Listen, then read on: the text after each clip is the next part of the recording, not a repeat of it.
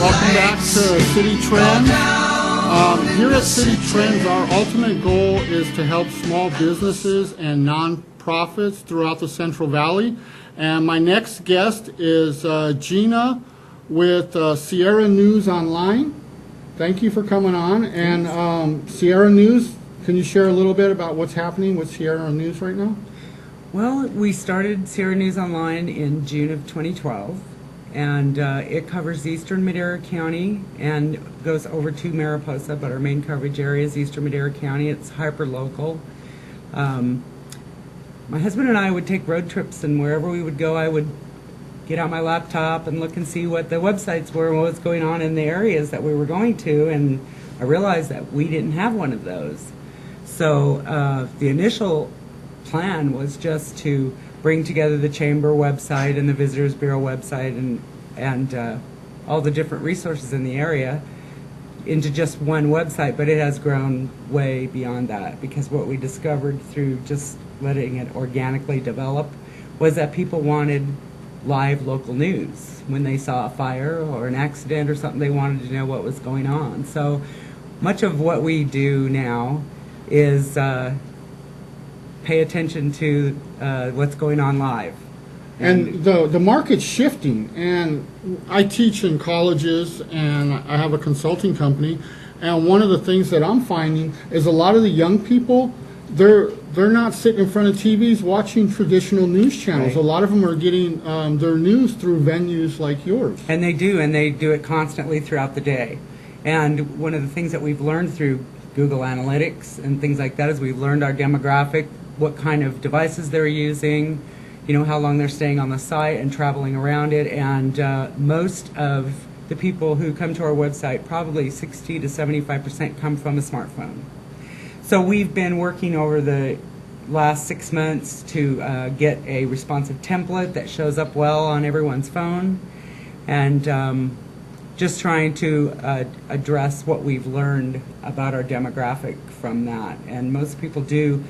We post whatever we post on Facebook. We have over 12,000. We just hit 12,000 yesterday, 12,000 Facebook fans without any advertising or promotion. That's over phenomenal. the last 3 years. It's just been totally organic and word of mouth, and people are so excited, like when we had the Willow Fire a couple weeks ago, to be able to get live updates, you know, several times a day, letting them know what's going on, evacuations, road closures, what to expect tomorrow. So we've just been learning as we go along, and that's what people want, is in areas like eastern Madera County and Mariposa, you know, we don't have TV. Of course we have TV. We don't have a TV channel. Yeah. We don't have a radio station.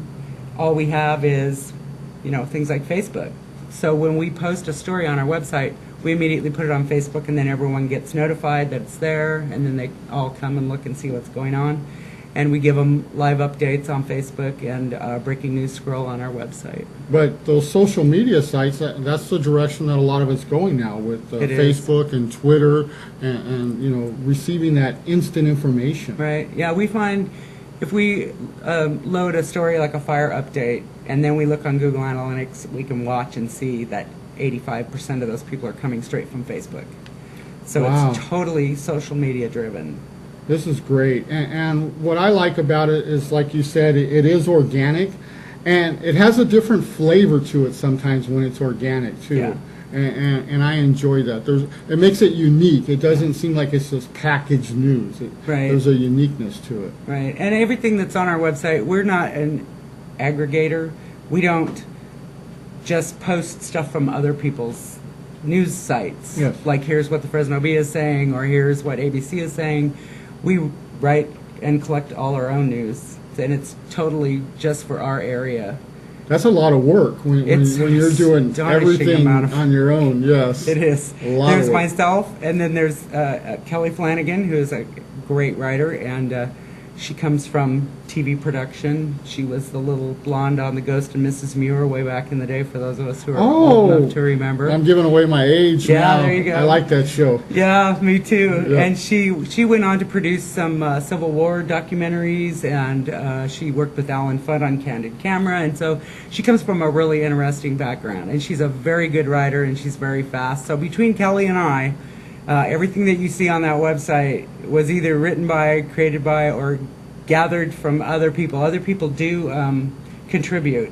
We have a great blogger named Candace Gregory who takes a hike every week up into the Yosemite or the John Muir or somewhere in our area, and then she writes about it and takes wonderful pictures and gives a map and shows the level of difficulty and the elevations and everything, so that you want to go on a hike, you can check our website, and Candace has covered practically every trail in our area. And that's important information, because a lot of times you might think that you're in shape for a hike, only to get halfway there and realize, okay, I bit off more than I can chew here. And you can also learn from her blogs about when are the wildflowers blooming, whether there's bear activity in the area, those kind of things, because she was just there, and she'll tell you whether you can take your dog, and whether there's water in the lake, all those kind of great things for people that are wanting to go. And there's an art to that. Just being able to write well is one thing, but being able to write well and engage the audience and maintain their interest, there's an art to that. There's a talent. Well, that's the reason why the motto of our website is "Tell us your story," because it's all about the stories. We have a lot of interesting people in our area, and a lot of people who retire there who had fascinating careers that we want to hear about. And we don't just want to say, here's the news. We want to actually tell the story. And if there's a fire going on, we want to tell the story of the fire. Who are these firefighters, and where did they come from, and what are they now faced with as far as line construction, and what kind of vegetation the fire is moving through, and what kind of air resources they're going to need, and telling the story of the incident command team that comes in to manage a really large fire like the Willow Fire. They bring in a special team for that, and giving people some background on who these people are and how these teams are formed and how this process works. That's phenomenal, because I teach that in marketing. I teach a marketing class, and we teach the marketers to tell their story. And the reason why story is so effective is because the written word's only been around like 500-600 years. But prior to that, every generation passed information and legacies on via story. So we're wired to remember stories. So if someone can tell a good story, we never forget it. Sure. And you don't want to just read a bunch of dry news facts. If something like a big fire or a tragic accident or something, or if someone is really doing something, we like to say that we like to spotlight people that are up to something in their communities. The people who are really contributing and making a difference. You want to tell that story and that person and what inspired them to start this. And telling your story is really critical. Now, how can people get a hold of you? Because I know people are going to want to get a hold of you after this segment. Can you please share with our audience? I'll give you my phone number. It's 559-877-3333. And our website is sierranewsonline.com. We also are on Facebook and Twitter. And you can email me, editor@sierranewsonline.com. And we'd love to hear from you and tell your story. Thanks a lot. Remember, tell your story. City Trends will be right back.